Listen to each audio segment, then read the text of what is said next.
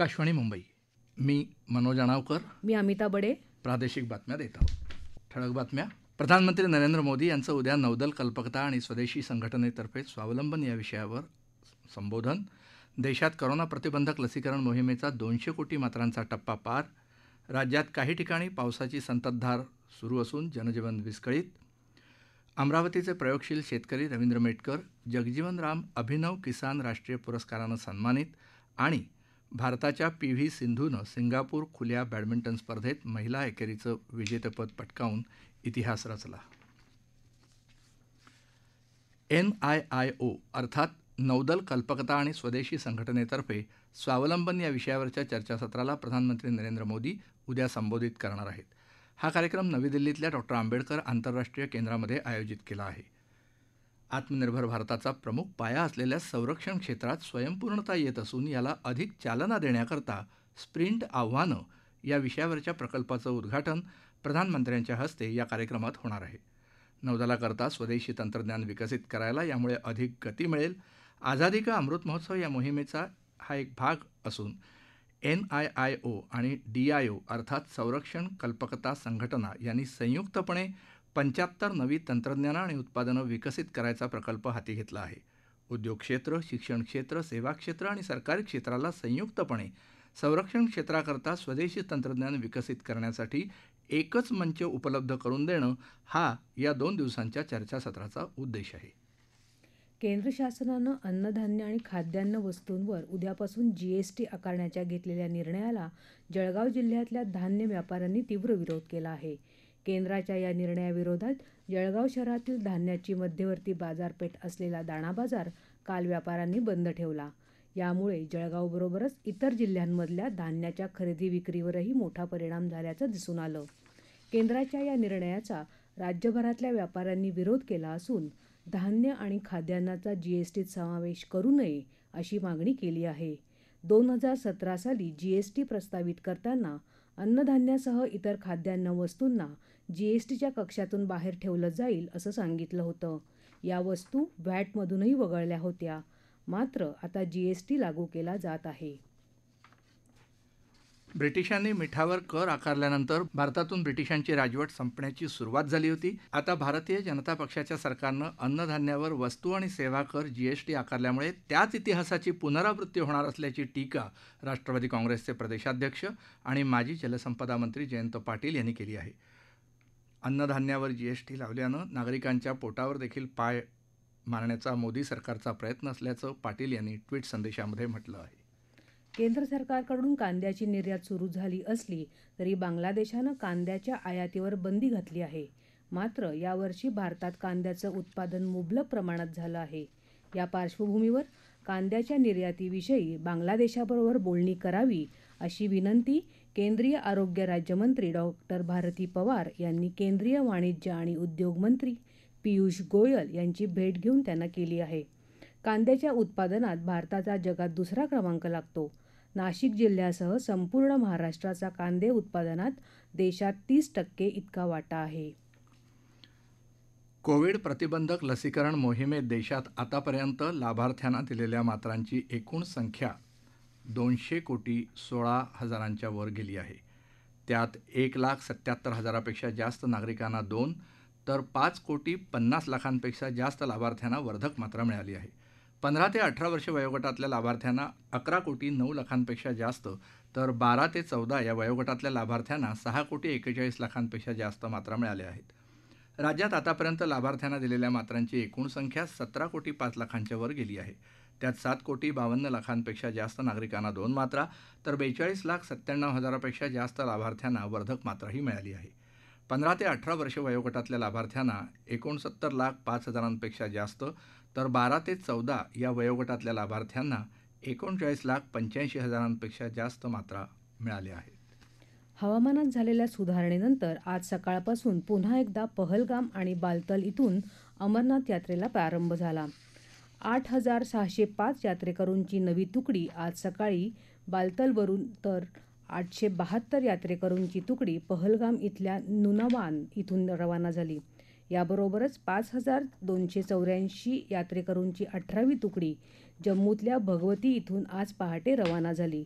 कालपर्यंत देशातल्या विविध भागांमधल्या 1,72,882 यात्रेकरूंनी अमरनाथच्या दर्शनाचा लाभ घेतला आहे. राज्यात काही ठिकाणी पावसानं विश्रांती घेतली असली तरी अजूनही अनेक जिल्ह्यांमध्ये पावसाची संततधार सुरूच असून काही ठिकाणी जनजीवन विस्कळीत झालं आहे. सततच्या पावसामुळे गोदावरी आणि प्राणहिता नदीच्या पाणलोट क्षेत्रात झालेल्या अतिवृष्टीमुळे गोदावरी नदीचा विसर्ग वाढण्याची शक्यता असल्यानं नदीकाठच्या लोकांना सावधानतेचा इशारा देण्यात आला आहे. नागपूर विभागात गडचिरोली जिल्ह्यात गेल्या 24 तासांमध्ये 20 मिलीमीटर एवढा सरासरी पाऊस झाला असून जिल्ह्यातल्या वैनगंगा, प्राणहिता आणि वर्धा या नद्या इशारा पातळीच्या जवळपास वाहत आहेत, तर गोदावरी नदी आणि इंद्रावती नदी या धोका पातळीच्या वर वाहत आहेत. सदर नद्या तुडुंब भरल्यामुळे अनेक मार्ग खंडित झाले असून नदीकाठच्या नागरिकांना सावधानतेच्या सूचना देण्यात आल्या आहेत. जिल्ह्यात सध्या 10,606 व्यक्तींना सुरक्षित ठिकाणी हलवलं असून त्यांच्यासाठी 35 मदत केंद्र उघडली आहेत. कालेश्वरम सरिता मापन केंद्रावरच्या नोंदीनुसार नदीची पाणी पातळी महत्तम पूर पातळीवरून वाहत आहे. लक्ष्मी बॅरेज मेडीगट्टाचे 85 पैकी 85 गेट उघडले आहेत. गोदावरी आणि प्राणहिता नदीच्या पाणलोट क्षेत्रात झालेल्या अतिवृष्टीमुळे गोदावरी नदीचा विसर्ग वाढण्याची शक्यता आहे, तरी नदीकाठच्या लोकांना सावधानतेचा इशारा त्यामुळे देण्यात आलेला आहे. कोकण विभागात रत्नागिरी जिल्ह्यात गेल्या 24 तासांमध्ये 20.1 मिलीमीटर एवढ्या पावसाची नोंद झाली असून सद्यस्थितीत पूरपरिस्थिती नाही. मात्र जिल्ह्यातली खेड इथली जगबुडी नदी इशारा पातळीवरून वाहत आहे. वारंवार दरड कोसळण्याच्या घटना घडत असल्यानं सुरक्षेच्या कारणास्तव मुंबई गोवा महामार्गावरचा परशुराम घाट हा दिनांक 30 जुलै 2022 पर्यंत सकाळी 6 वाजल्यापासून ते संध्याकाळी 7 वाजेपर्यंत अवजड वाहनांच्या एकेरी वाहतुकीसाठी बंद करण्यात आला आहे. मात्र संध्याकाळी 7 वाजल्यापासून सकाळी 6 वाजेपर्यंत सर्व प्रकारची वाहतूक बंद ठेवली असून राजापूर कोल्हापूर यांना जोडणाऱ्या अनुस्कुरा घाटात दरड कोसळल्यानं एकेरी वाहतूक सुरू आहे. खबरदारीचा उपाय म्हणून जिल्ह्यात 2 NDRFची पथकं तैनात केली आहेत.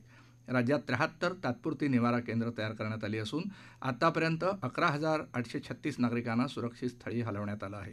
आतापर्यंत अतिवृष्टीमुळे 104 नागरिकांनी आपला जीव गमावला आहे, तर 189 प्राणी दगावले आहेत. राज्यात राष्ट्रीय आणि राज्य आपत्ती व्यवस्थापन दलाच्या 15 तुकड्या तैनात केल्याचं मंत्रालयाच्या आपत्ती नियंत्रण कक्षाकडून दिलेल्या माहितीपत्रकात म्हटलं आहे. मुंबईत कांजूरमार्ग इथं 1, घाटकोपरला 1, पालघरमध्ये 1, महाडमध्ये 1, ठाण्यात 2, रत्नागिरी चिपळूण मिळून 2, कोल्हापुरात 2, साताऱ्यात 1, सिंधुदुर्ग जिल्ह्यात 1, गडचिरोलीत 1 अशा राष्ट्रीय आपत्ती व्यवस्थापन दलाच्या एकूण 13 पथकं तैनात आहेत. तर नांदेड इथं 1, गडचिरोलीत 1 अशा 2 राज्य आपत्ती व्यवस्थापन दलाच्या तुकड्या तैनात केल्या आहेत. राष्ट्रीय आणि राज्य आपत्ती व्यवस्थापन दलाच्या कायमस्वरूपी 9 तुकड्याही तैनात केल्या आहेत. या प्रादेशिक बातम्या आकाशवाणीच्या मुंबई केंद्रावरून देत आहोत. आकाशवाणीच्या मराठी बातम्या www.newsonair.gov.in/marathi या संकेतस्थळावरही वाचता येतील. अब हर घर की छत पर शान से फहरेगा तिरंगा, गुनगुनाए जाएंगे नव विकास के गीत, आन बान शान का प्रतीक राष्ट्रध्वज तिरंगा।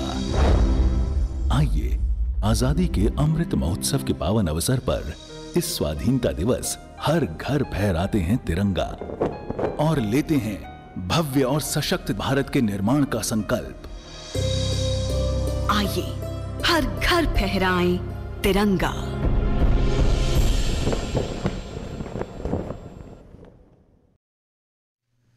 प्रादेशिक बातमीपत्रात आपलं पुन्हा एकदा स्वागत. राज्यात कोविड-19 प्रकरणांमध्ये सातत्याने घट होत आहे, परंतु मृत्यूच्या संख्येत झालेली वाढ ही आरोग्य क्षेत्रासाठी चिंतेची बाब आहे. यासोबतच BA4 आणि BA5 प्रकारांच्या रुग्णांमध्ये झपाट्याने वाढ दिसत आली आहे. राज्यात काल कोविड-19च्या 2,382 नव्या रुग्णांची नोंद झाली. 2,853 रुग्णांनी कोरोनावर मात केली, तर 8 रुग्णांचा मृत्यू झाला. राज्यात आतापर्यंत 80,17,205 जणांना कोरोनाची लागण झाली. त्यापैकी आतापर्यंत 78,53,661 रुग्ण बरे झाले. राज्यात सध्या 16,553 रुग्णांवर उपचार सुरू आहेत. राज्यातलं रुग्ण बरे होण्याचं प्रमाण 97.96% इतकं झालं आहे. मृत्यूदर 1.84% झाला आहे. आरोग्य खात्याच्या ताज्या अहवालानुसार राज्यात BA4 प्रकारातले 4 रुग्ण आणि BA5 प्रकारातले 31 रुग्ण आढळले. या व्यतिरिक्त BA2.75 प्रकार असलेले 8 रुग्ण देखील आढळले आहेत. BA4 आणि BA5 प्रकार असलेल्या एकूण रुग्णांची संख्या 113 वर गेली आहे आणि BA2.75 रुग्णांची एकूण संख्या 40 वर पोहोचली आहे. जिल्हानिहाय विभाजनानुसार BA4 आणि BA5 प्रकार असलेले सर्वाधिक रुग्ण पुण्यातले आहेत आणि ते 65 आहेत, तर मुंबईत 33 रुग्ण आढळून आले असून नागपूर, पालघर आणि ठाणे इथं प्रत्येकी 4 आणि रायगडमध्ये 3 रुग्ण आढळले आहेत. जिल्हानिहाय चाचणीनुसार BA2.75 प्रकारचे पुण्यात 20 रुग्ण आढळले, तर नागपुरात 14, अकोल्यात 4, ठाण्यात आणि यवतमाळमध्ये प्रत्येकी 1 रुग्ण आढळला आहे. गेल्या 24 तासात 20,000हून नव्या रुग्णांची नोंद झाली आहे. सध्या देशात 1,43,000हून अधिक रुग्णांवर उपचार सुरू आहेत. देशाचा करोनामुक्तीचा दर 98.47% झाला आहे. केंद्रीय आरोग्य मंत्रालयाच्या अहवालानुसार गेल्या 24 तासात 17,000 करोनाचे रुग्ण या आजारातून मुक्त झाले आहेत. अमरावती जिल्ह्याच्या वडनेर तालुक्यातल्या म्हसळा गावातील प्रयोगशील शेतकरी आणि कुक्कुटपालक रवींद्र मेटकर यांना जगजीवनराम अभिनव किसान राष्ट्रीय पुरस्कारानं सन्मानित केले गेले. भारतीय कृषी संशोधन परिषदेच्या 94व्या स्थापना दिवसानिमित्त नवी दिल्लीत झालेल्या कार्यक्रमात केंद्रीय कृषीमंत्री नरेंद्रसिंह तोमर यांच्या हस्ते हा पुरस्कार त्यांना देण्यात आला. या कार्यक्रमात तोमर यांनी कृषी क्षेत्रातल्या उल्लेखनीय योगदानाबद्दल कृषी संस्थांना, कृषी विज्ञान केंद्र, कृषी वैज्ञानिक तसंच संशोधक, उपक्रमशील शेतकरी अशा 92 जणांना पुरस्कार देऊन गौरवलं. त्यामध्ये सोलापुरातल्या डाळिंब संशोधन संस्था आणि बारामती इथून प्रकाशित होणारं सुफलाम या प्रकाशनाचा समावेश आहे.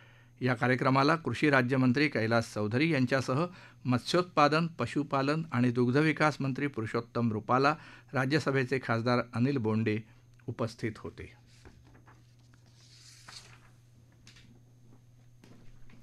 भारताची अव्वल बॅडमिंटनपटू PV सिंधू हिनं आज सिंगापूर खुल्या बॅडमिंटन स्पर्धेत महिला एकेरीचं विजेतेपद पटकावत इतिहास रचला आहे. स्पर्धेच्या अंतिम फेरीत सिंधूनं चीनच्या वँग झिई हिचा 21-9, 11-21, 21-15 असा पराभव करत विजेतेपदावर नाव कोरलं. चीनच्या वँग झिई हिनं सिंधूला चांगलीच लढत दिली. या स्पर्धेचं विजेतेपद पटकावणारी सिंधू ही पहिली भारतीय खेळाडू ठरली आहे. 2 वेळा ऑलिम्पिक विजेतेपद मिळवलेल्या सिंधूनं या वर्षात हे तिसरं विजेतेपद मिळवलं आहे. याआधी तिनं कोरियन आणि स्विस बॅडमिंटन स्पर्धा जिंकली आहे. केंद्रीय रस्ते वाहतूक आणि महामार्ग मंत्री नितीन गडकरी, केंद्रीय युवा आणि क्रीडा मंत्री अनुराग ठाकूर यांनीही ट्विटर संदेशाद्वारे PV सिंधू हिचं अभिनंदन केलं आहे. स्वातंत्र्याच्या अमृत महोत्सवी वर्षानिमित्त आकाशवाणी मुंबईच्या प्रादेशिक वृत्त विभागानं विशेष कार्यक्रमाचं आयोजन केलं आहे. ऐकूयात एक आवाहन. आकाशवाणी मुंबईचा प्रादेशिक वृत्त विभाग सादर करत आहे लढा भारतीय स्वातंत्र्याचा. गुलामगिरीचं जोखड झुगारून देण्यासाठी प्रत्येक भारतीयानं प्राणाची बाजी लावली.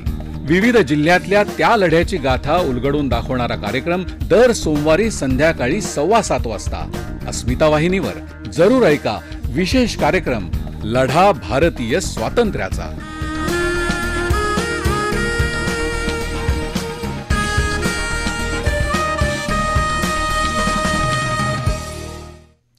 ठळक बातम्या पुन्हा एकदा. प्रधानमंत्री नरेंद्र मोदी यांचं उद्या नौदल कल्पकता आणि स्वदेशी संघटनेतर्फे स्वावलंबन विषयावर संबोधन. देशात करोना प्रतिबंधक लसीकरण मोहिमेचा 200 कोटी मात्रांचा टप्पा पार. राज्यात काही ठिकाणी पावसाची संततधार असून जनजीवन विस्कळीत. अमरावतीचे प्रयोगशील शेतकरी रवींद्र मेटकर जगजीवनराम अभिनव किसान पुरस्कारानं सन्मानित. आणि भारताच्या PV सिंधूनं सिंगापूर खुल्या बॅडमिंटन स्पर्धेत महिला एकेरीचं विजेतेपद पटकावून इतिहास रचला. आकाशवाणीच्या बातम्यांसह जगभरातल्या बातम्या तुम्ही ट्विटरवर AIRnews_मुंबई या हँडलवरही दिवसभर पाहू शकता. याबरोबरच आकाशवाणी मुंबई केंद्रावरचं हे प्रादेशिक बातमीपत्र संपलं. नमस्कार.